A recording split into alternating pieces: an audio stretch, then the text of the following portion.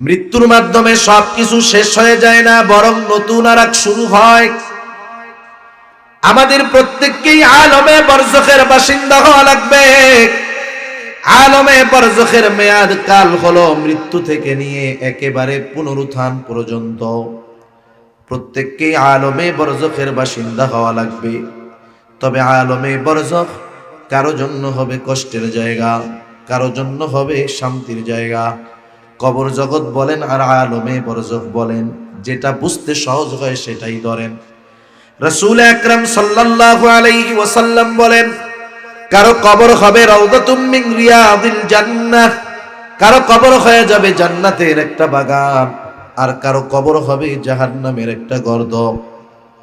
আল্লাহর রাসূল সাল্লাল্লাহু আলাইহি ওয়াসাল্লাম জানায় দিলেন, হাদিসের মধ্যে আসছে, যখন তার কবরটা জান্নাতের বাগান হয়ে যাবে, ও মনে করবে এটাই মনে হয় জান্নাত। ও বলবে, কারণ ওই যে নেয়ামত সে আলমে বরজখে ভোগ করবে, এর চাইতে উত্তম নেয়ামত দুনিয়ায় সে কোনোদিন ভোগ করে নাই। তাকে জানানো হবে, না না, এটা তো জান্নাত নয়, জান্নাত তো তোমার জন্য পরে অপেক্ষা করতেছে।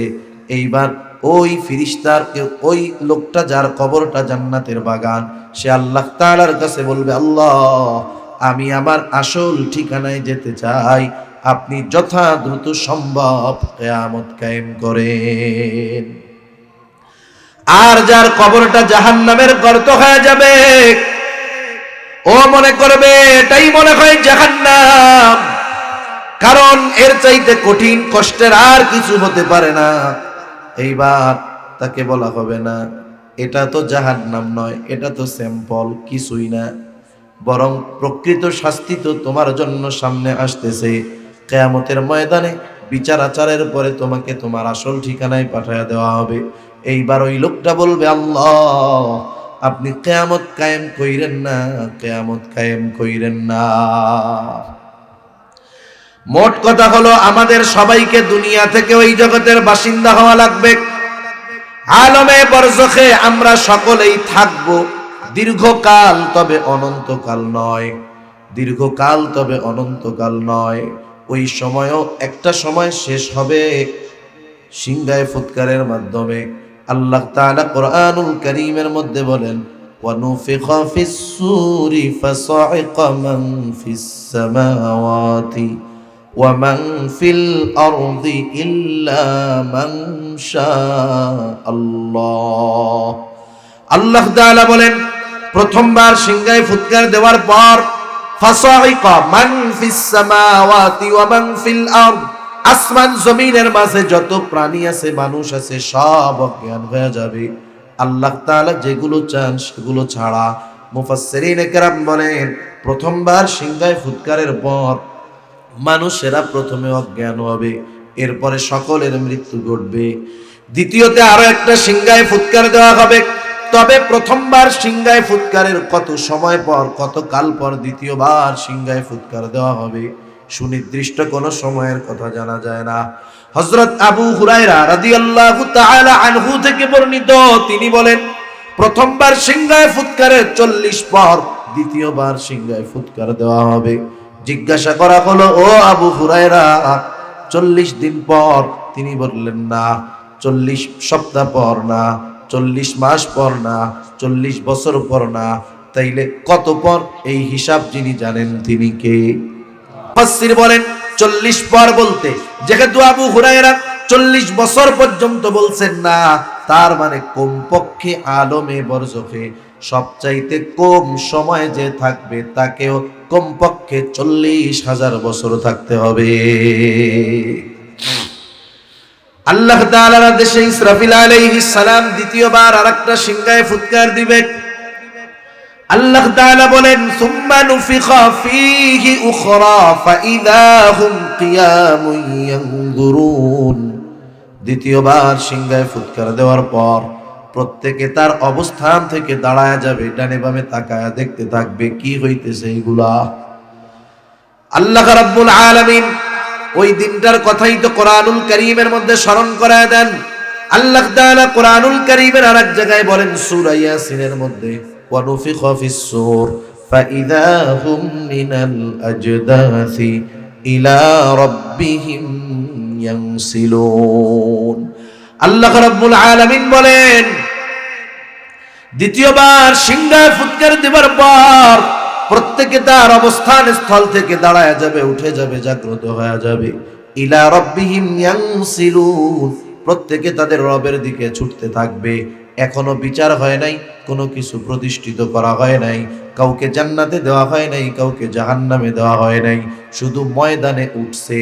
এই অবস্থা দেখে যার কবর ওই যে জাহান্নামের গর্ত ছিল, হাসরের ময়দানের অবস্থা দেখে ও মনে করবে কবরে কোনো আযাব ছিল না, কবরেই আরামে ছিলাম। ও ভুলে যাবে যে ওর কবরে আযাব ছিল, হাসরের ময়দানের অবস্থা দেখে কবরের আযাবের কথা ভুলে যাবে। কেমন অবস্থা হবে ওই দিন? হযরত আয়েশা সিদ্দিকা রাদিয়াল্লাহু তাআলা আনহা থেকে বর্ণিত, রাসূল আকরাম সাল্লাল্লাহু আলাইহি ওয়াসাল্লাম বলেন, কিয়ামতের দিন সকলে বিবস্ত্র অবস্থায় উঠবে। আয়েশা সিদ্দিকা রাদিয়াল্লাহু তাআলা আনহা বলেন, ইয়া রাসূলুল্লাহ, মানুষেরা কি একে অপরের দিকে তাকাবে না? মানুষেরা কি লজ্জা পাবে না? নবীজি বললেন, ও আয়েশা, মানুষ এতটা চিন্তিত ভীত থাকবে, কেউ কারো দিকে তাকানোর কথা কল্পনাও করবে না। ওই যে জালেম যারা, পাপী যারা, তারা সেই দিন বলবে, ক্বালু ইয়া ওয়াইলানা মান বাআসানা মিন মারকাদিনা। পাপীরা বলবে, ইয়া ওয়াইলানা মান বাআসানা মিন মারকাদিনা, হায় আমাদের দুর্ভোগ, আমাদেরকে কে আমাদের অবস্থান স্থল থেকে জাগায় দিল? ওরা মনে করবে মনে হয় ঘুমায় ছিল।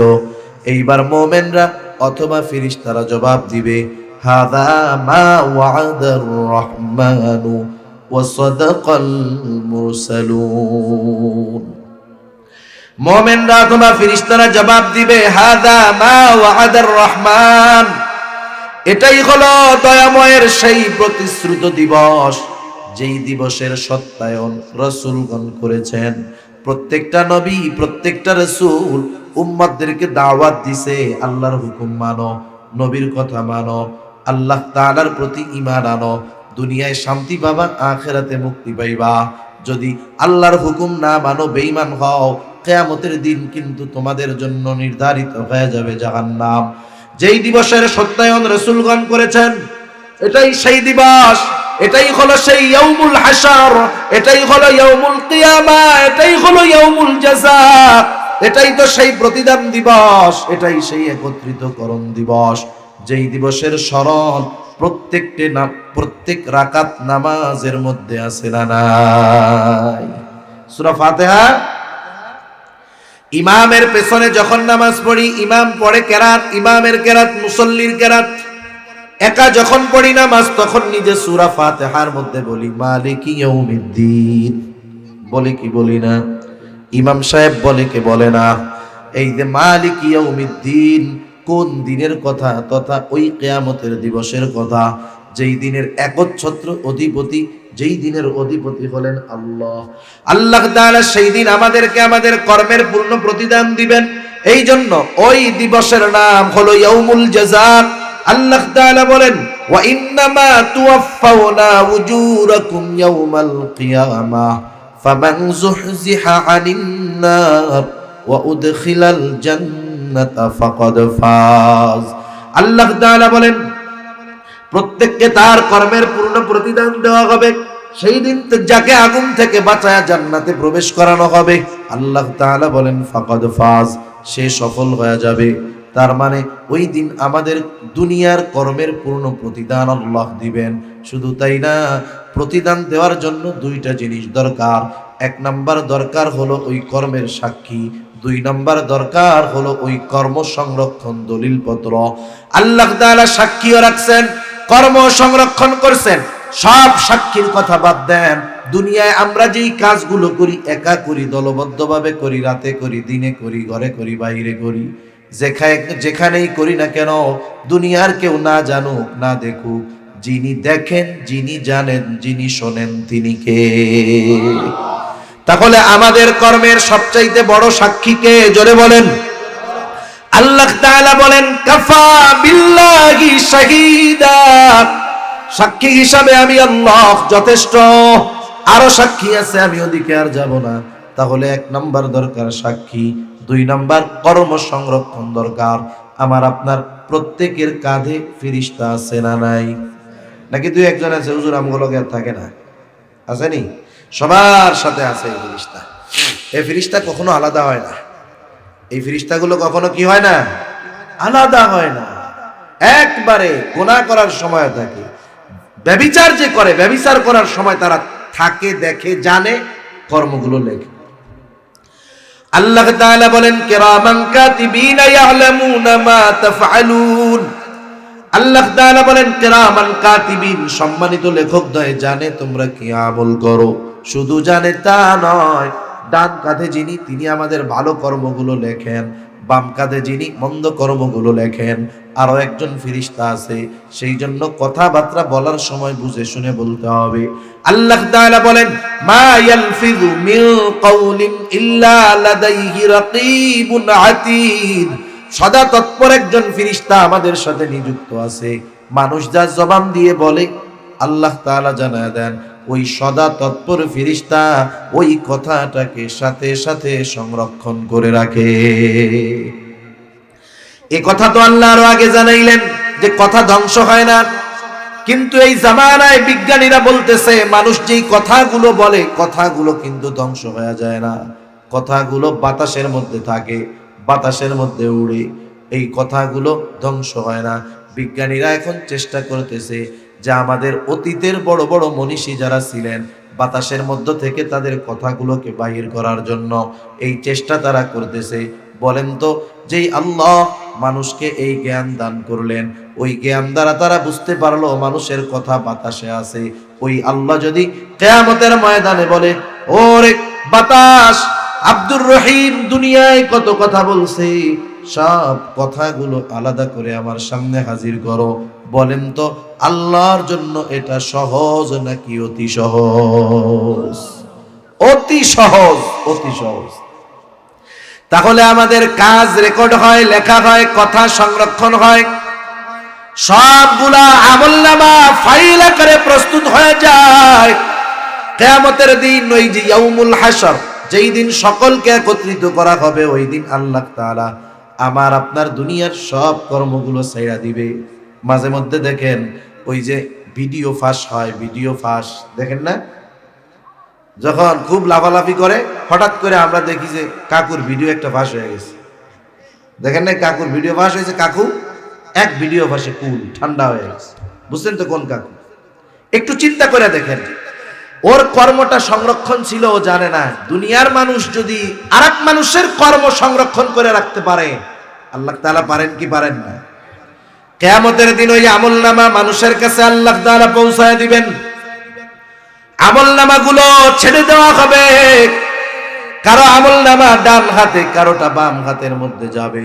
যার মন চায় ডান হাতে, যার মন চায় বাম হাতে নিতে পারবে না।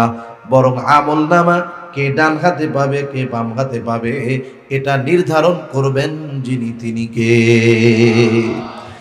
আমলনামাগুলো কারো ডান হাতে কারো বাম হাতে।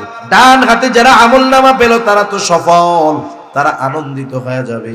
আল্লাহ তাআলা কোরআনুল কারীমের মধ্যে বলেন যারা ডানপন্থী ডান হাতে আমলনামা পাইবে, আল্লাহ তাআলা বলেন ফাআম্মা মান উতিয়া কিতাবাহু বিয়ামিনি ফায়াকুলু হাউম ইকরাউ কিতাবিয়া।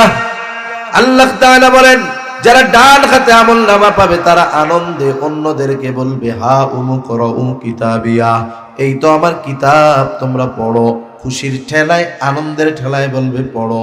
কেন ডান হাতে আমলনামা সে পাইলো, এর কারণটাও কেমন যেন সে বলবে ইন্নী যানানতু আন্নী মুলাকিন হিসাবিয়া।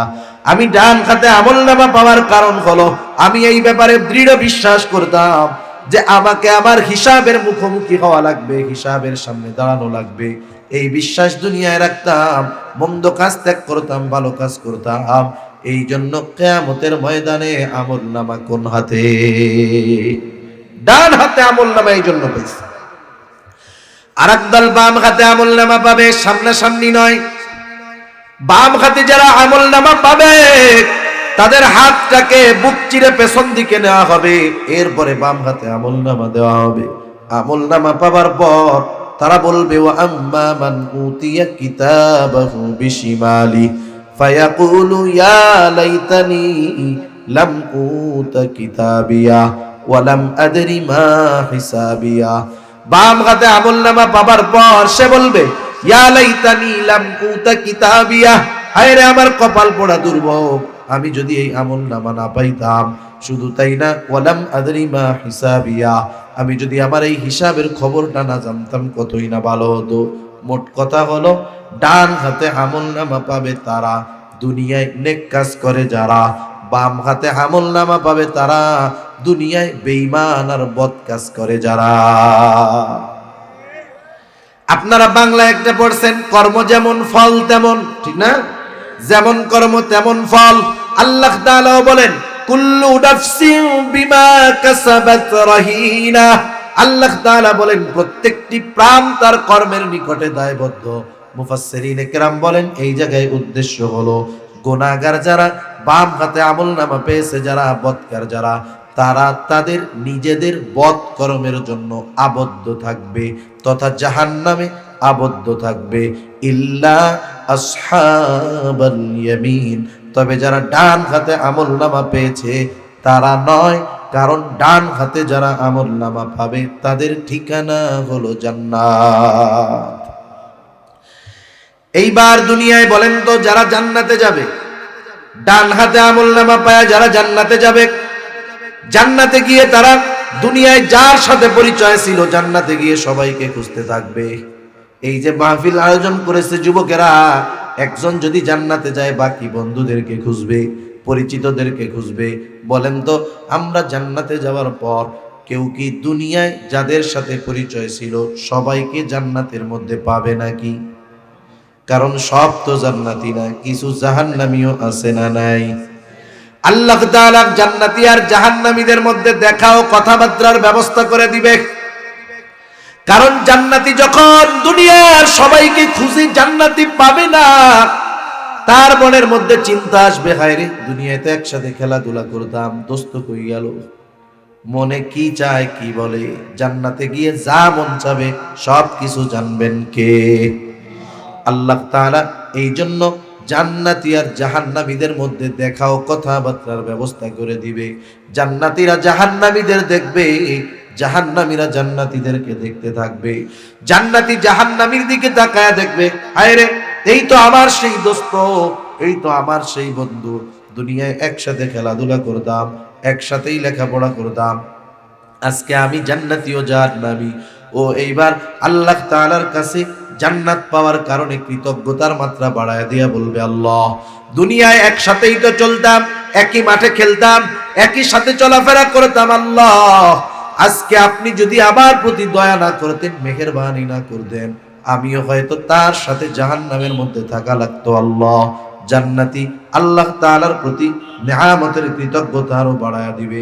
এইবার জাহান্নামী জান্নাতের দিকে তাকায় দেখবে, জান্নাতের মধ্যে তার বন্ধুরে দেখা যায়। এই দৃশ্য দেখার পর জাহান্নামী এমনিই তো কষ্টের মাঝে আছে, বন্ধুকে জান্নাতে দেখার পর তার মধ্যে আফসোস বেড়ে যাবে। আফসোসের কারণে মানুষের কষ্ট বেড়ে যায়। কারণ দুনিয়াতে এরকম অনেক আছে, দুনিয়াতে একসাথে লেখাপড়া করে, একই মাঠে খেলে, নামাজের সময় হলো আসরের নামাজের সময়, এইবার এক বন্ধু বলে, ভাই বাইসা থাকলে ক্রিকেট ফুটবল বহুত খেলা যাবে, চলো নামাজটা পড়ে আসি। সে একা যায়, তার ডাকে কেউ সাড়া দেয় না, হয় কি হয় না? আবার দেখেন অনেক গুনার কাজ করতে চায় বন্ধুরা, একজন বলে না বন্ধু না না, এই খারাপ কাজের মধ্যে যাওয়ার দরকার নাই, গোনা হবে, পরকালে হিসাব দেওয়া লাগবে। অন্যরা কয় বেশি সুফিগিরি দেখায় না, বলে কি বলে না? এইবার মনে করেন ওই যে দুনিয়ায় যারে টিটকারি মারতো, সুফিগিরি করতো, ও তো জান্নাতে হালুয়া খায়। এইবার ওই বন্ধু যখন তাকায় দেখবে, হায় রে, ওই তো আমার সেই বন্ধু, নামাজের জন্য ডাকতো যাইতাম না, গোনার থেকে বাঁচতে বলতো বাঁচতাম না, আফসোস করে বলবে, আহারে, ওর কথাটা যদি সেই দিন আমি মাইনা নিতাম, আজকে আমিও ওর সাথে জান্নাতে থাকতে পারতাম। এই যে আফসোস, কেন সেই দিন গেলাম না, কেন সেই দিন গেলাম না, এই আফসোসের কারণে তার কষ্টের মাত্রা বেড়ে যাবে। এইবার আল্লাহ তাআলা জান্নাতি আর জাহান্নামীদের মধ্যে কথাবার্তার ব্যবস্থা করে দিবে। কারণ জান্নাতি বন্ধুর জানতে মন চায়, আমার বন্ধুরা কেন জাহান্নামে গেল, ওই লোকগুলো কেন জাহান্নামে গেল। এইবার আল্লাহ তাআলা কোরআনুল কারীমের মধ্যে জানায় দেন, ফি জান্নাতি ইয়াতাসাআলুনা আনিল মুজরিমিনা মা সালাকাকুম ফি সাকার। জান্নাতীরা পরস্পর মুজরিমদেরকে, পাপীদেরকে, জাহান্নামীদেরকে জিজ্ঞাসা করবে, মা সালাকাকুম ফি সাকার, কোন জিনিস তোমাদেরকে জাহান্নামে আনলো, কেন তোমরা জাহান্নামে আসলা। এইবার জাহান্নামীরা তাদের জাহান্নামে যাওয়ার 4টি কারণের কথা বলবে। কয় কারণ? এই সূরার এই আয়াতগুলোর আলোকে জাহান্নামীরা জাহান্নামে যাওয়ার কয়টা কারণ বলবে বলেন? এখন কোন এই 4 কারণ যদি আমাদের কারোর মধ্যে থাকে, রাখবো না ছেড়ে দিব? কেউ যদি আপনারে কয় তুই এই কাজ কর, জাহান্নামে যাবি, আপনি করবেন? টাকা পয়সা দিলে কেন কমেন কি এই কাজ করে জাহান্নামে যাব? মাপ চাই। অথচ আল্লাহ তাআলা আমাদেরকে স্পষ্টভাবে জানায় দিলেন কোন কাজগুলোর কারণে জাহান্নামে যাওয়া লাগতে পারে। জাহান্নামীরা 1 নম্বরে বলবে, ক্বালু লাম নাকু মিনাল মুসাল্লিন, আমরা মুসল্লি ছিলাম না। মুসল্লি মানে নামাজি ছিলাম না, নামাজি ছিলাম না। সপ্তাহে একদিন মসজিদে হাজিরা দিলে মুসল্লি নয়, বরং মুসল্লি হলো সে যার হৃদয় সবসময় মসজিদের সাথে থাকে। এটা আসল মুসল্লি। দুনিয়ার যত কাজ থাক, যত ব্যস্ততা থাক, নামাজের সময় হইছে, নামাজটা পড়া নেই, ঠিক কিনা বলেন?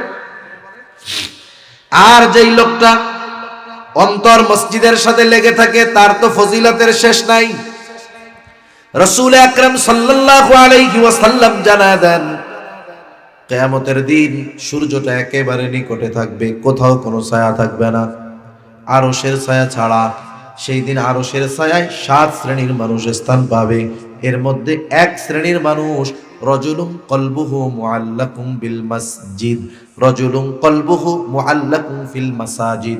2 ধরনের বর্ণনাই হাদিসের মধ্যে আসছে।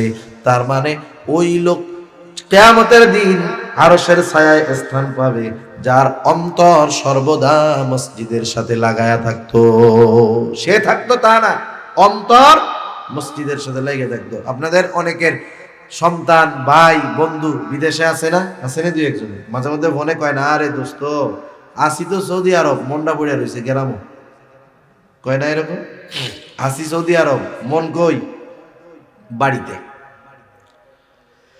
প্রকৃত নামাজি যেখানেই থাকুক না কেন, তার অন্তরে সর্বদা নামাজের চিন্তা, মসজিদে যাওয়ার চিন্তা থাকে। এই নামাজি আরশের ছায়ায় স্থান পেয়ে যাবে। আবার আরেকটা ভুল ধারণা আমাদের আছে, আমরা মনে করি দুনিয়ার মধ্যে নামাজ কালাম, রোজা, হজ, যাকাত এইগুলা দিলে মনে হয়, আদায় করলে মনে হয় শুধু পরকালের লাভ, দুনিয়ার কোনো লাভ নাই। এটা ভুল কথা। কারণ কেউ যদি দুনিয়ায় মুসল্লি হয়, নামাজি হয়, দুনিয়ার লাভ আগে, এরপরে তার পরকালের লাভ। এখন আপনাদেরকে জিজ্ঞাসা করলে জবাব দিবেন, দুনিয়ার মধ্যে অনেক মানুষ আছে বেনামাজি, তারা তাদের নামাজ না পড়ার কারণ হিসাবে তারা তাদের কাজকে উল্লেখ করে।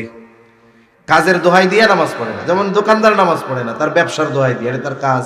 সিএনজিওয়ালা নামাজ পড়ে না, কয় যে সিএনজি চালাই নামাজ পড়বো কখন। অটো ইজি বাইকওয়ালা নামাজ পড়ে না, আরে মিয়া গাড়ি চালাই নামাজ পড়বো কখন। কৃষি কাজ করে নামাজ পড়ে না, আরে কাজ করে কুল পাই না, নামাজ পড়বো কখন। চাকরিজীবী নামাজ পড়ে না, আরে মিয়া চাকরির ডিউটি তো শেষ হয় না, নামাজ পড়বো কখন। দুনিয়ার যত কাজ আছে, এই কাজের বাহানা দিয়ে অনেকে কি করে না, নামাজ পড়ে না। এখন বুঝে থাকলে বলেন তো, এই কাজগুলো এরা কেন করে? রিজিকের জন্য। ব্যবসায়ী ব্যবসা করে কিসের জন্য? সিএনজিওয়ালা সিএনজি চালায় কিসের জন্য? রিজিকের জন্য না। রিজিক মানে হলো জীবন উপকরণ। জীবন উপকরণ। ধরেন টাকাই ধরেন, এখন বলেন তো, যেই রিজিকের অর্জন করতে গিয়ে, রিজিক উপার্জন করতে গিয়ে নামাজ পড়ে না, ওই রিজিকের মালিক যিনি তিনি কে? আরো জোরে বলেন কে? দেখেন, রিজিকের মালিক আল্লাহ, কিন্তু রিজিক তালাশ করতে গিয়ে নামাজ পড়ে না। অথচ রিজিকের মালিক যেই পদ্ধতি রিজিক পাওয়ার জন্য আমাদেরকে বলে দিলেন, সেই পদ্ধতি বাদ দিয়ে যদি আমরা রিজিক তালাশ করি, পাওয়া যাবে নাকি? রিজিকের মালিক কি বলে একটু খেয়াল দিয়ে শুনেন। আমরা যদি মনে করি আমার কাজ আমাকে খাওয়ায়, আমার ব্যবসা আমাকে খাওয়ায়, আমার চাকরি আমার রিজিকের বন্দোবস্ত করে, ঈমানের মধ্যে সমস্যা হয়ে যাবে। আমার কর্ম আমারে খাওয়ায় না, বরং কর্ম তো একটা বাহানা, মূলত খাওয়ায় কে? সেই রিজিকের মালিক বলতেছে, বান্দা আমি আল্লাহ তোমারে রিজিক দিব। আল্লাহ তাআলা বলেন, ওয়া'মুর আহলাকা বিস-সালাতি ওয়াসতাবির আলাইহা লা নাসআলুকা রিজকা। আল্লাহ তাআলা বলেন, তুমি তোমার অধীনস্থদেরকে নামাজের আদেশ করো, তুমিও নামাজি হও। তার মানে নিজে মুসল্লি হও, ঘরের মানুষগুলোকে মুসল্লি বানাও। নিজে একা মুসল্লি হলে হবে না, কারণ আল্লাহ তাআলার আদেশ, ইয়া আইয়ুহাল্লাযীনা আমানু কু আনফুসাকুম ওয়া আহলিকুম নারা। আল্লাহ তাআলা বলেন, হে ঈমানদারেরা, নিজে জাহান্নামের আগুন থেকে বাঁচো, অধীনস্থদেরকেও জাহান্নামের আগুন থেকে বাঁচাও। তার মানে ঈমানদার জাহান্নামের আগুন থেকে বাঁচবে হলো নেক আমলের মাধ্যমে। বুঝে থাকলে বলেন, ঈমানের পরে সবচাইতে গুরুত্বপূর্ণ নেক আমল কোনটা? কোনটা? নাকি ওই জায়গার ওয়াজও শুনতেছেন আপনারা আবার? না হুজুর, কান দুইটা আজকে দুই পাশ দিয়ে শুনি, দুই ওয়াজ। তাহলে ঈমানের পরে সবচাইতে গুরুত্বপূর্ণ আমল কোনটা? জোরে বলেন। নামাজ। কি বলেন? এই নামাজ একা পড়লে হবে নাকি সবাইকে পড়াইতে হবে? এই জন্য আল্লাহ তাআলা আগে বললেন, ওয়া'মুর আহলাকা বিস-সালাতি ওয়াসতাবির আলাইহা। তুমি তোমার অধীনস্থদেরকে নামাজের আদেশ দাও, তুমিও নামাজের উপরে অটল থাকো। বান্দা, লা নাসআলুকা রিজকা, আমি আল্লাহ তো তোমাদের কাছে রিজিক চাই না, বরং তুমি মুসল্লি, ঘরের মানুষ মুসল্লি, তুমি নামাজি, ঘরের মানুষ নামাজি। বান্দা শোনো, নাহনু নারযুকুকা, তুমি নামাজি, ঘরের মানুষ নামাজি হওয়ার কারণে আমি আল্লাহ তোমাকে রিজিক দিয়ে দিব। এখন বলেন, শুধু কাজ করে রিজিক পাওয়া যাবে? সাথে সাথে মুসল্লি হতে হবে। আমরা যদি নামাজি হই, ব্যবসায়ী নামাজি, ব্যবসায়ী সিএনজি নামাজি, সিএনজি নামাজি, কৃষক নামাজি, চাকরিজীবী যদি হই, কর্মের সাথে সাথে যদি সালাত নামাজ ঠিক রাইখা মুসল্লি উপাধিটা লাগায় নিতে পারি, হয়তো অল্প আয় হবে, কিন্তু বরকত দিবে কে? আর মূল কথা হলো, জাহান্নামীরা জাহান্নামে যাওয়ার এক নাম্বার কারণ তারা মুসল্লি নয়, আমরা মুসল্লি হব। দুই নাম্বার, জাহান্নামীরা তাদের জাহান্নামে যাওয়ার কারণ হিসাবে বলবে, আমরা মিসকিনদেরকে খানা দিতাম না, ওয়ালাম নাকু নুতঈমুল মিসকিন, আমরা মিসকিনদেরকে খানা দিতাম না। সাধারণভাবে মানুষকে খানা খাওয়ানো ফজিলতের কাজ। রাসূল আকরাম সাল্লাল্লাহু আলাইহি ওয়াসাল্লামের কাছে একজন আয়েশা জিজ্ঞাসা করতেছে, ইয়া রাসূলুল্লাহ, আইয়ুল ইসলামি খাইর, ইসলামের মধ্যে সর্বোত্তম কাজ কোনটা? নবীজি বললেন, তুতঈমুত তাআম ওয়া তাকরাউস সালাম আলা মান আরাফতা ওয়া মান লাম তারিফ। নবীজি বললেন, শোনো, তুমি মানুষকে খানা খাওয়াও, আর পরিচিত অপরিচিত সবাইকে বেশি বেশি সালাম দাও।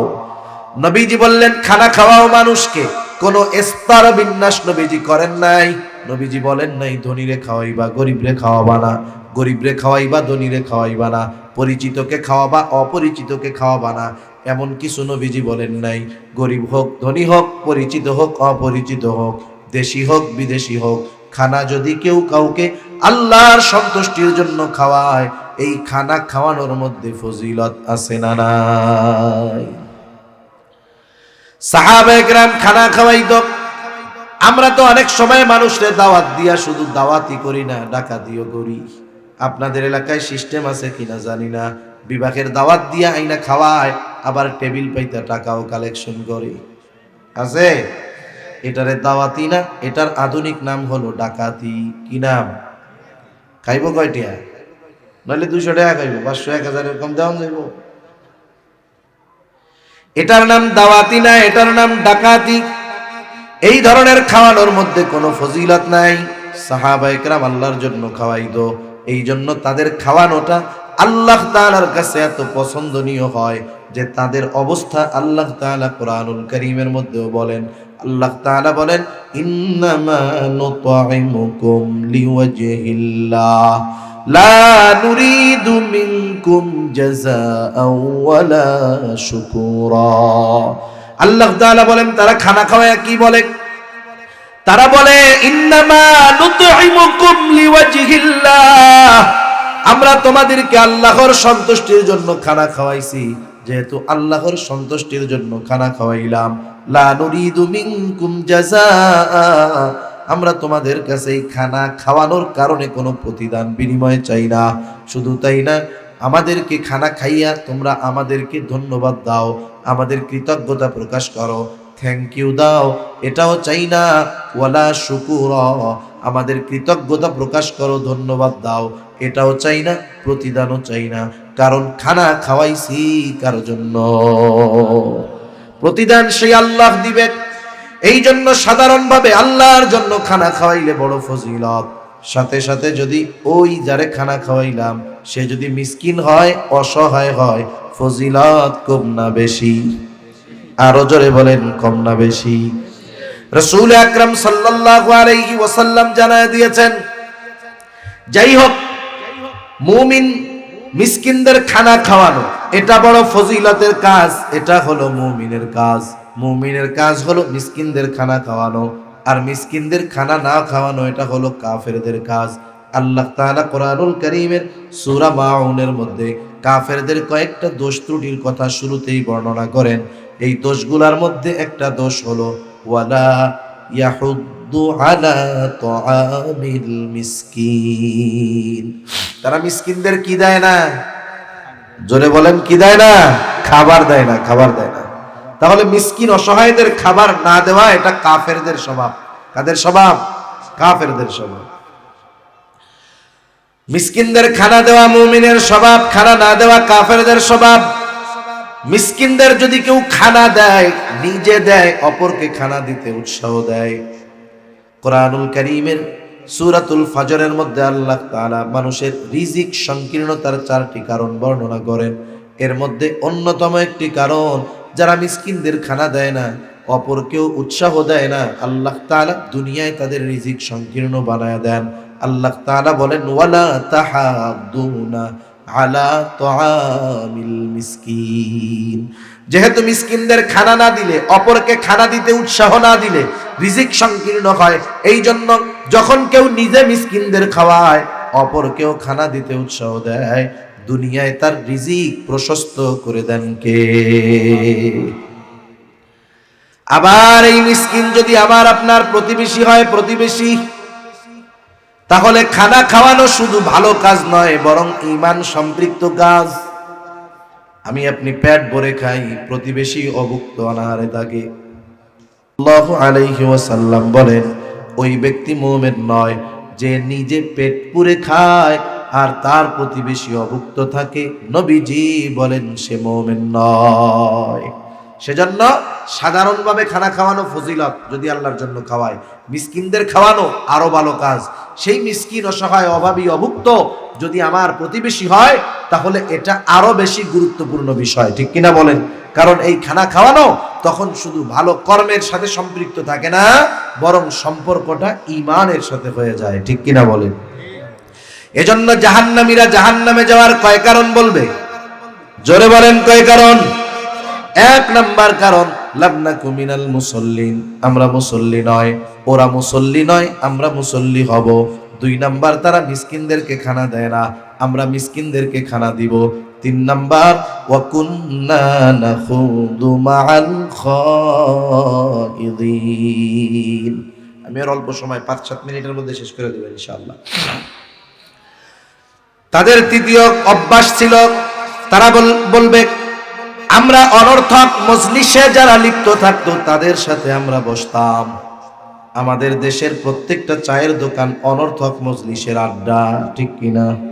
আপনাদের এলাকার খবর জানি না, আমাদের এলাকায় অবস্থা ওই 4 দোকানের মধ্যে সব মুরব্বীরা গিয়া বসে, যুবকরা কিন্তু 4 দোকানে বসে না।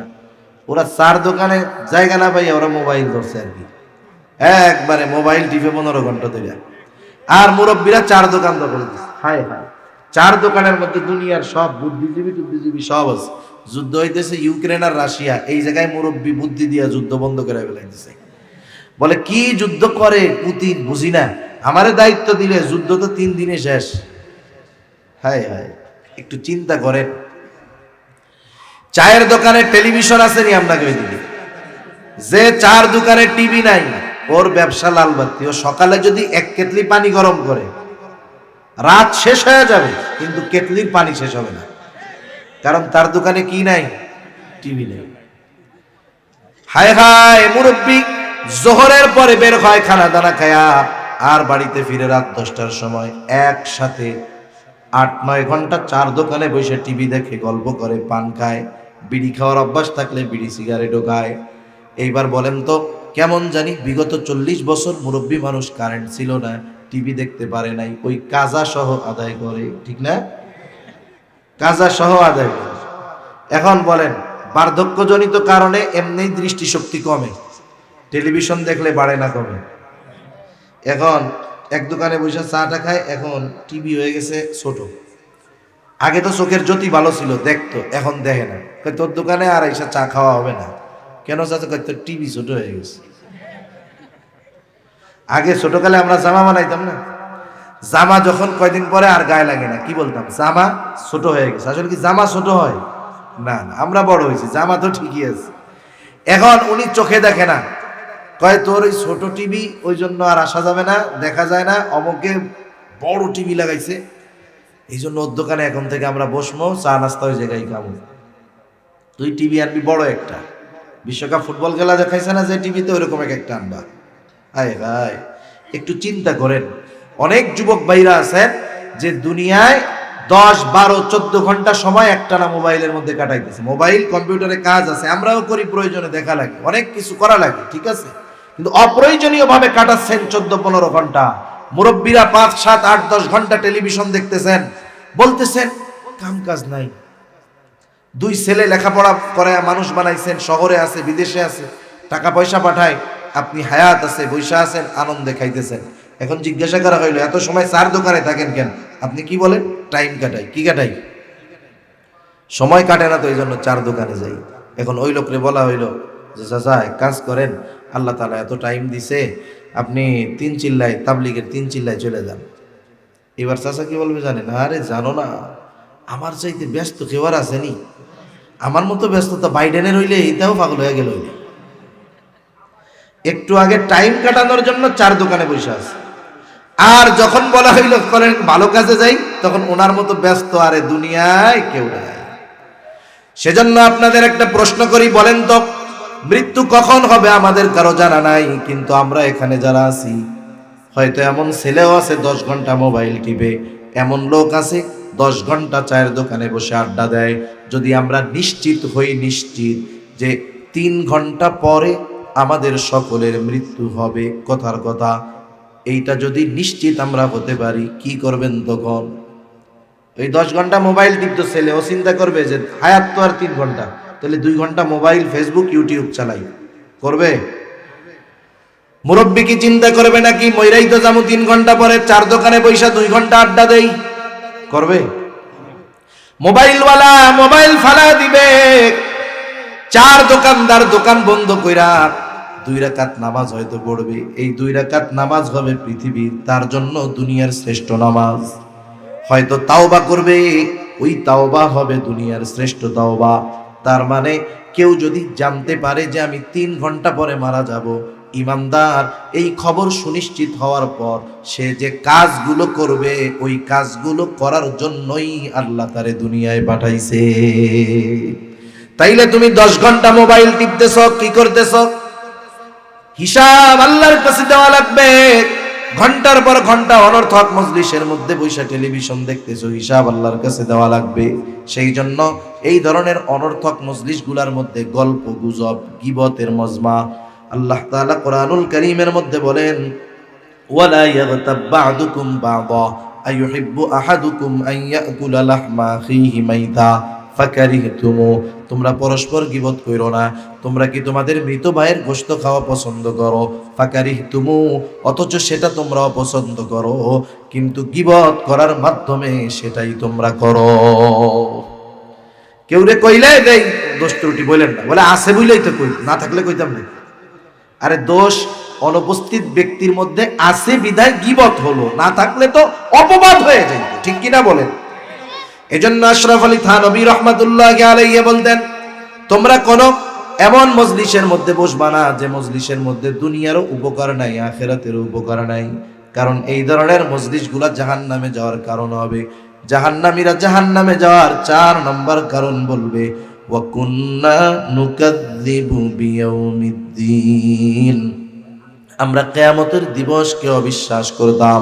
কেউ যদি কিয়ামতের দিবসকে অবিশ্বাস করে, পরকালকে অস্বীকার করে, নামাজ পড়ে নাই, মিসকিনদের খানা দেয় নাই, অনর্থক মজলিসে বসছে, কিন্তু কোনো মতে ঈমান নিয়ে মরতে পারছে, শাস্তি ভোগ করার পর এক সময় জান্নাতে যাবে। কিন্তু কেউ যদি আখিরাত অস্বীকার করে, কোনো সন্দেহ নাই তার ঠিকানা হলো অনন্তকাল জাহান্নাম।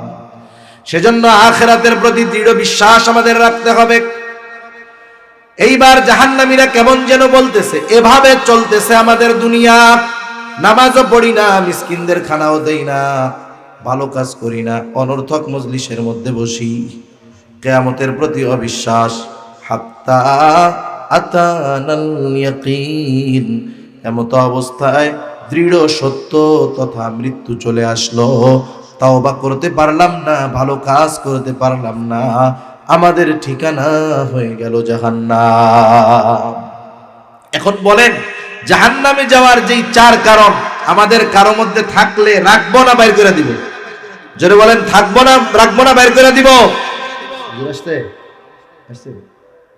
নারায়ে তাকবীর, আরো জোরে নারায়ে তাকবীর। মাশাআল্লাহ, কেউ উঠবেন না, আলোচনা শুনবেন, এরপরে আপনারা যাবেন। আমি যে আলোচনা করলাম মূল বিষয় কথা, যে আমাদের মরে যেতেই হবে, কোনো সন্দেহ নাই। সেজন্য বেঁচে থাকতে ওই কাজগুলো করা যেগুলো আমাকে জান্নাত পর্যন্ত পৌঁছায়া দিবে, ওই কাজগুলো ত্যাগ করা যেগুলো আমাদেরকে জাহান্নাম থেকে বাঁচাবে। আমরা কোরআনুল কারীমের সূরা মুদ্দাসসিরের এই আয়াতগুলোর আলোকে জানতে পারলাম যে জাহান্নামীরা 4 কারণে জাহান্নামে যাবে। আল্লাহ তাআলা আমাদের প্রত্যেককে এই 4টি কর্ম থেকে বেঁচে থাকার তৌফিক দান করুন। সকলে বলি আমিন। ওয়া আখিরু দাওয়া।